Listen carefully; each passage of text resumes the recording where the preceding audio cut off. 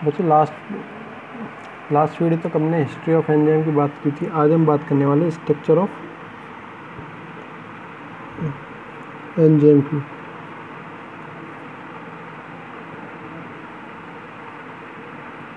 Structure of enzyme की बात की जाती है। अभी हमने लास्ट में बात की थी, एक साइंटिस्ट थे अल्टमान और टी कैच, ठीक है ना। इन्होंने एक एंजाइम की खोज की थी जिसे हमने राइबोजाइम नाम दिया था। जैसे हमने क्या दिया था, राइबोजाइम कहा था,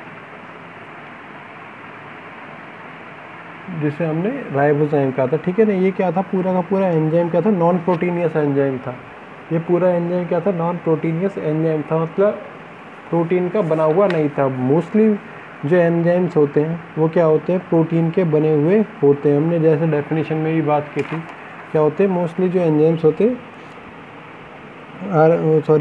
प्रोटीन के मिलके बने हुए होते हैं, ठीक है। अब हम कह सकते हैं, ये मान लो ये एक एंजाइम है, पूरा का पूरा क्या है, ये एक एंजाइम है, लेकिन इसमें एंजाइम में दो चीज़ों से मिलके बना हुआ है, दो चीज़ों से मिलके बना हुआ है। इसको थोड़ा सा लाइन लगा देता हूँ मैं इसमें। ये क्या है, ए पार्ट है, ये बी पार्ट है। ए पार्ट जो है, ए पार्ट जो है ये क्या है, प्रोटीनियस पार्ट है।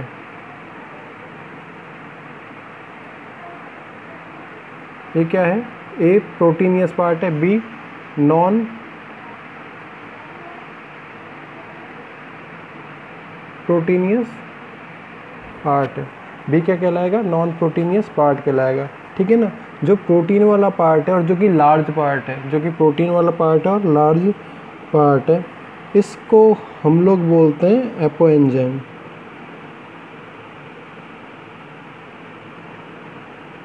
इसे हम लोग क्या बोलेंगे, एपो एंजाइम।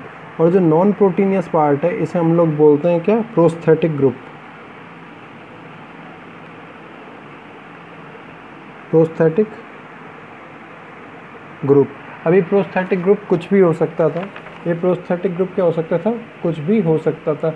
जैसे कि हम लोग बात कर सकते हैं नॉन प्रोटीनियस पार्ट क्या है, कुछ भी हो सकता था। जैसे साइटोक्रोम यूज़ में ले सकते थे हम लोग, जैसे कोई भी मेटल हो सकता था नॉन प्रोटीनियस पार्ट में, और कोई भी एनर्जी प्रोडक्ट हो सकते हैं, जैसे एफएडी की बात कर सकते हैं, एनएडी की बात कर सकते हैं हम, इस प्रकार से हो सकता था। और ए प्लस बी मिलकर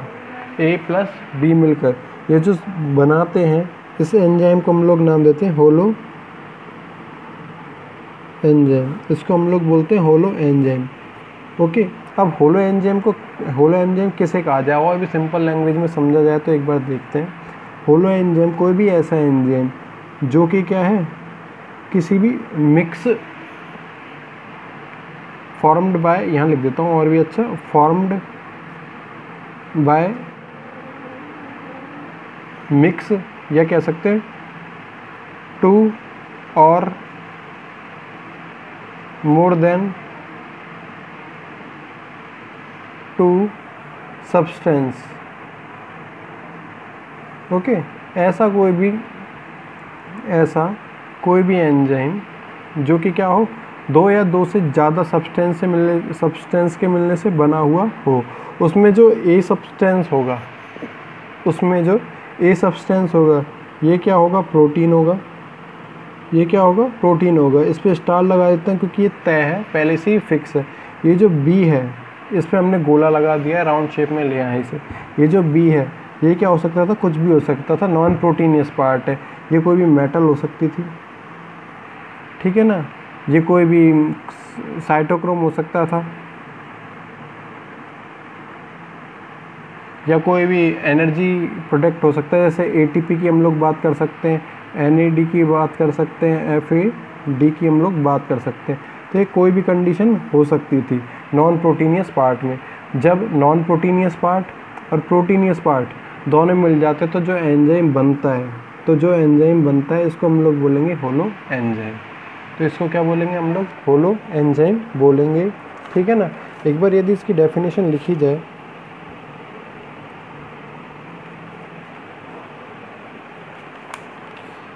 स्ट्रक्चर ऑफ प्रोटीन हम लोग एंजाइम हम लोग पढ़ रहे हैं, ठीक है ना। इसमें यदि डेफिनेशन लिखी जाए, the enzyme along with the enzyme along with the main protein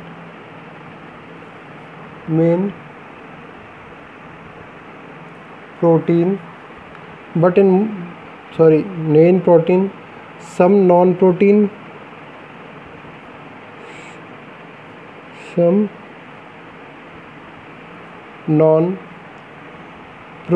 substances are also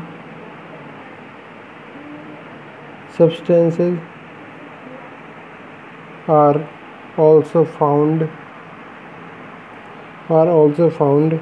which are essential for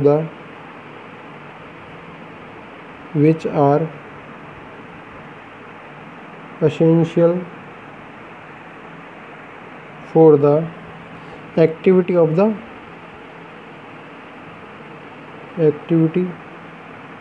the protein। हमने क्या कहा है, एक एंजाइम है, ठीक है ना, जो कि क्या हुआ है, मेन प्रोटीन से मिलके बना हुआ है, साथ ही साथ सम नॉन प्रोटीनियस सब्सटेंस, जो कि हमने बात की बी वाला और ए वाला प्रोटीनियस पार्ट हो गया मेन प्रोटीन, बी वाला क्या हो गया, some non proteinious substance are also found which are essential for the activity of the protein. Protein की एक्टिविटी के लिए क्या होता है, एसेंशियल पाया जाएगा। Such type of an enzyme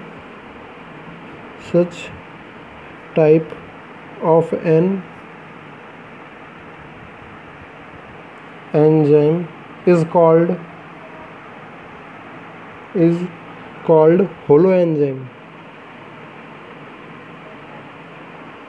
called holoenzyme, ठीक है ना। अब ये होलो एंजाइम हो गया, जो कि हमने बात कर ली ए और बी को हमने मिला के बना दिया होलो एंजाइम। ये जो पूरा का पूरा गोला बनाया हुआ है इस प्रकार से ए और बी का, okay. The protein component of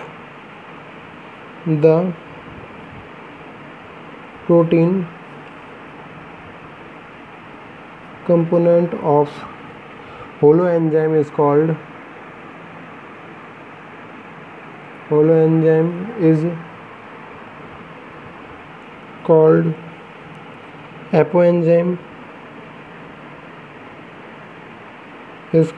apoenzyme, and non-protein component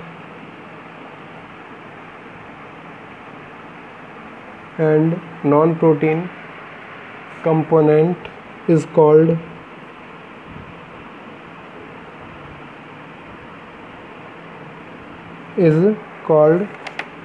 cofactor, ठीक है ना।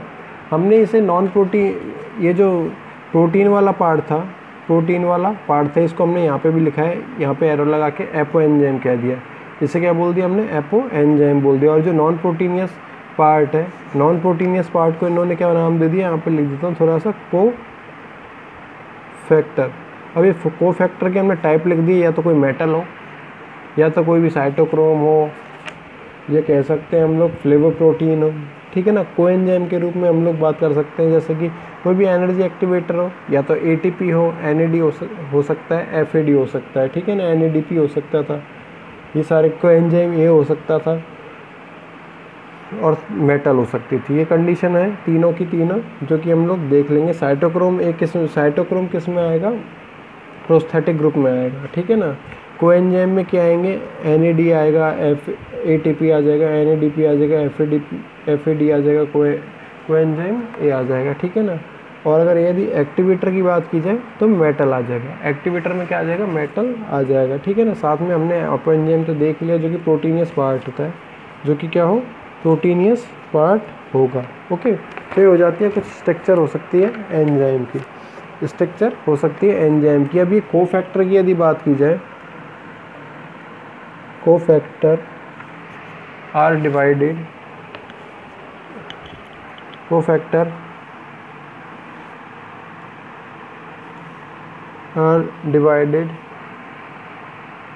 into 3 types into 3 types. First होता है इसमें प्रोस्थेटिक ग्रुप, जो कि हमने बात की थी, जैसे साइटोक्रोम हो सकता है, फ्लेवोप्रोटीन हो सकता है। फर्स्ट होता है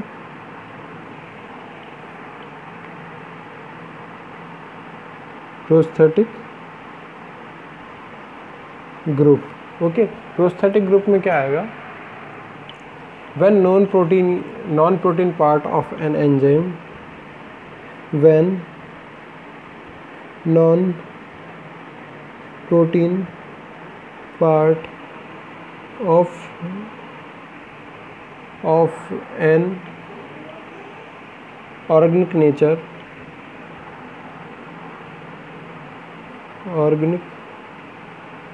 nature is in tightly associated with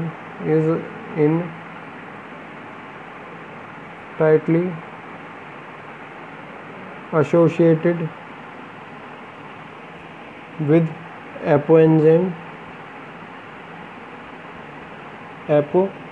it is called prosthetic group.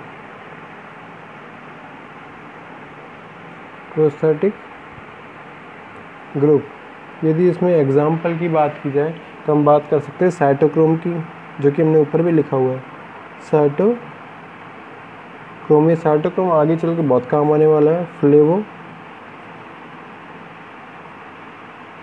Protein की, ठीक है ना। ये दोनों क्या हो जाते हैं? ये ऑर्गेनिक सब्सटेंस होते हैं, साइटोक्रोम और फ्लेवो प्रोटीन। जब हम ग्लूकोज का डिग्रेडेशन देखेंगे कि ग्लूकोज एक मोल हम यदि ग्लूकोज को लेते हैं, 1 मोल के लिए हम ग्लूकोज को लेते हैं, उससे कितनी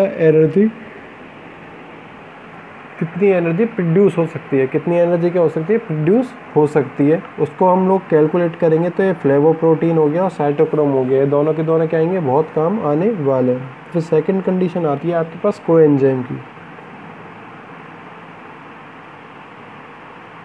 ठीक है ना। हमने फर्स्ट कंडीशन देख ली साइटोक्रोम की, फिर second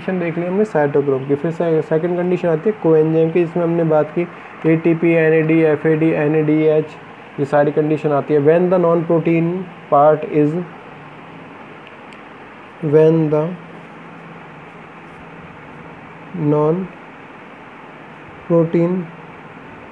part is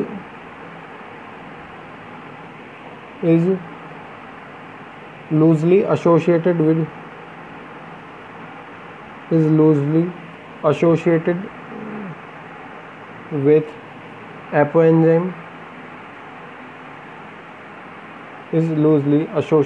with apoenzyme, or it can be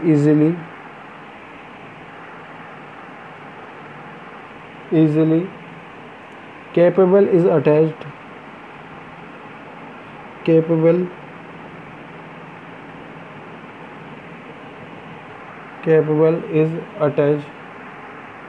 again, then this is called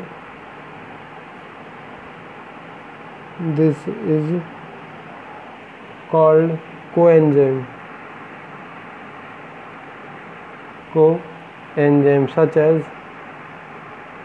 such as जैसे कि हम लोग बात कर सकते हैं NAD की। NAD की फुल फॉर्म होती है निकोटिन एमाइड डाइन्यूक्लियोटाइड। हम लोग लिख लेंगे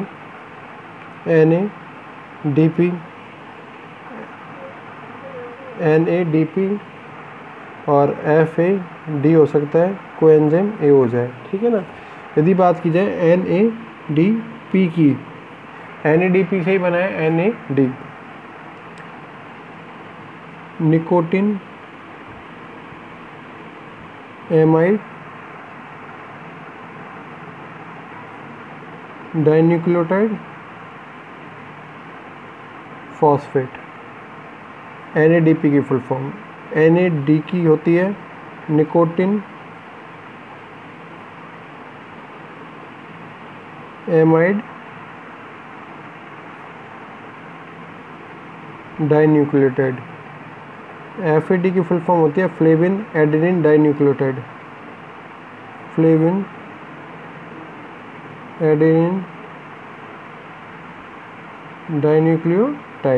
ये FAD होता है 3 ATP के बराबर, NADP होता है 3 ATP के बराबर और FAD होता है 2 ATP के बराबर। कोएंजाइम में ही रहता है, कोएंजाइम में ही रहता है, ठीक है ना। फिर थर्ड नंबर पे बात की जाती है किसकी, एक्टिवेटर की। हमने 3 कंडीशन पढ़ी, मेटल छूट गया अभी तक, है ना। मेटल किस में आएगा, एक्टिवेटर के अंदर आ जाएगा। मेटल किस में आ जाएगा, एक्टिवेटर में आ जाएगा। When the non protein part is a, when the non protein part is a metal ion of inorganic nature,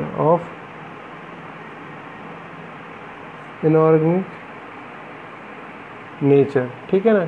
it is called activator.